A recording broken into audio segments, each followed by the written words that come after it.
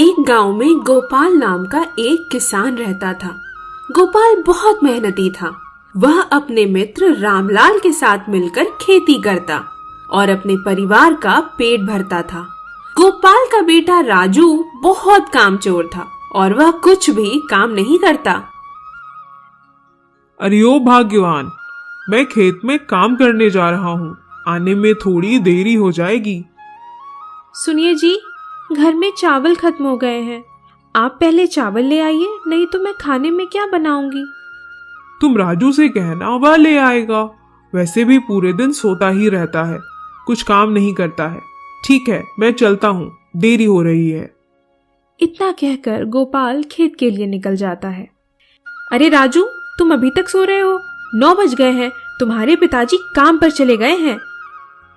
अरे माँ, सोने दो ना, क्यों तंग कर रही हो? तुम जाओ, सोने दो मुझे। अरे देखो तो जरा इसे, कितना कामचोर और आलसी है, कुछ काम नहीं करता है। जाओ जाकर चावल लेकर आओ, तुम्हारे पिताजी बोल कर गए हैं। राजू बिना कुछ बोले वापस सो जाता है। यह देख रजनी दुखी होकर चली जाती है। उधर गोपाल और रामलाल खेत में काम कर बात कर रहे होते हैं। मित्र, अब की बार हमारी फसल अच्छी नहीं हुई, हमें कम पैदावार मिलेगी। हाँ गोपाल, लेकिन कोई बात नहीं, अब की बार हम ज्यादा मेहनत करेंगे और अगली बार खूब पैदावार होगी। उसके बाद शाम होने के कारण गोपाल अपने घर आ जाता है और रजनी को उदास देख पूछता है, क्या हुआ भाग्यवान, क्यों उदास बैठी हो? क्या बताऊं जी, राजू दिन भर कुछ काम नहीं करता, सोता रहता है और ना आज चावल लेकर आया। यह सुन गोपाल और रजनी राजू को समझाने लगते हैं। कुछ दिन बाद गोपाल की तबीयत खराब हो जाती है, जिसके बाद से वह खेत में रामलाल के बराबर काम नहीं कर पाता है।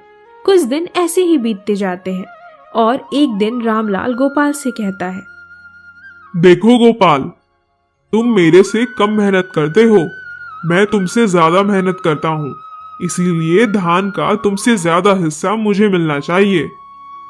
तुम सही कह रहे हो मित्र, लेकिन तुम चिंता मत करो, अब मेरा बेटा तुम्हारे साथ काम करेगा। राजू बेटा, मेरी तबीयत खराब रहने लगी है, तो तुम खेत में काम करोगे, जिससे हम अपना पेट भर सके। नहीं नहीं, मैं कुछ नहीं करने वाला। आप लोग कुछ भी कर लो, लेकिन मैं मेहनत करके नहीं कमाऊंगा। देखो राजू, तुझे इस घर में रहना है तो काम तो करना ही पड़ेगा। ठीक है, अगर ऐसी बात है तो मुझे नहीं रहना यहाँ, इससे अच्छा तो मैं आश्रम में रह लूंगा। इतना कहकर राजू घर छोड़कर आश्रम में चला जाता है। गुरुदेव, आपके प्रवचन सुनकर मैं धन्य हो गया गुरुदेव। कौन हो तुम और तुम्हें क्या चाहिए? गुरुदेव, मेरे पिताजी ने मुझे घर से निकाल दिया। क्यों? ऐसा क्या किया तुमने? क्योंकि गुरुदेव, मैं खुद को ऊपर वाले का दास समझता हूँ और वो जो करवाते हैं वही करता हूँ। सही विचार है, हम सब ऊपर वाले के ही संतान हैं। अगर यह सब मेरे पिताजी मान लेते तो इतना सब करने की जरूरत नहीं पड़ती।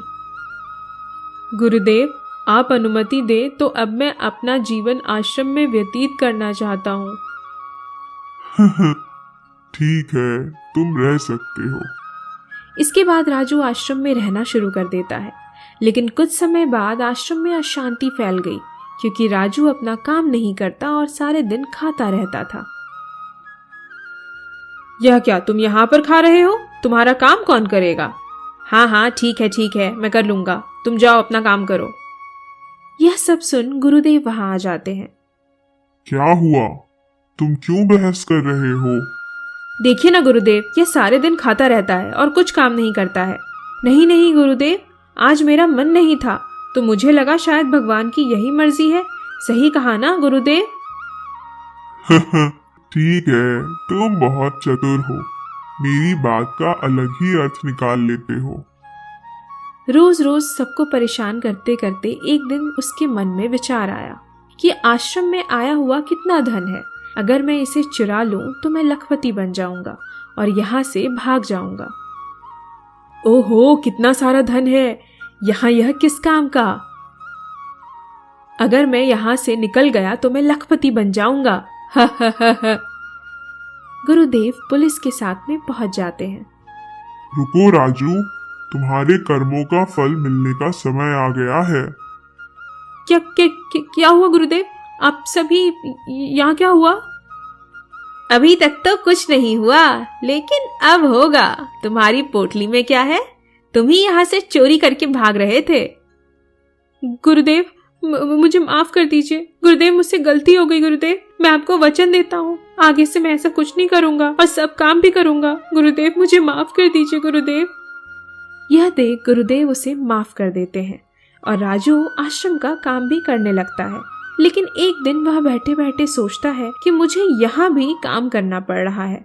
अगर माँ पिताजी के साथ रहकर खेत में काम करता तो मैं उनका भी ध्यान रख पाता।